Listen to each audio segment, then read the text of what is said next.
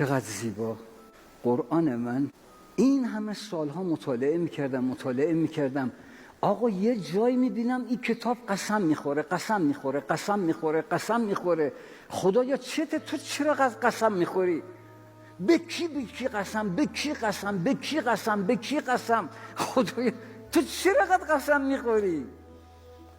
و شمس، این و که میاد قسمه، و شمس و ضحاها، این 2 تا قسم، و القمر اذا تلاها، این 3 تا قسم، و النهار اذا جلاها، این 4 تا قسم، و اللیل اذا یغشاها، این 5 تا، و السماء و ما بناها، این 6 تا، این 7 تا، قسم به زمین و الارض و ما طحاها و نفس و ما سواها. 11 قسم میخوره.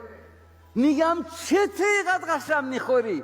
میگه اینو میگه به جان خودت آقای انوشه، قد افلح من زکا، خوشبخت کسی که خودشو ساخت، خوشبخت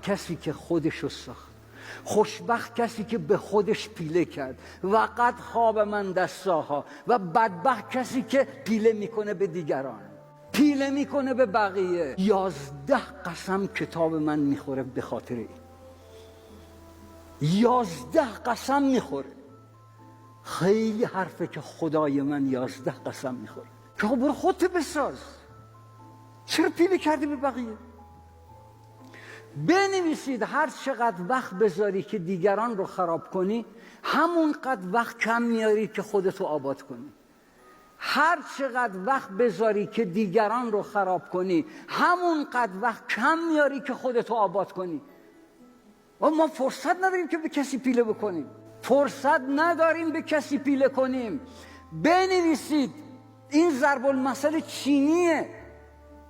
چینی‌ها میگن اگر بقیه رو مقصر بدونی خیلی راه در پیش داری، اگر خودت رو مقصر بدونی نصف راه رو رفتی، اگر هیچ کس رو مقصر ندونی تو به مقصد رسیدی. اگر هیچ کس رو مقصر ندونی تو چی؟ این یادتون نره.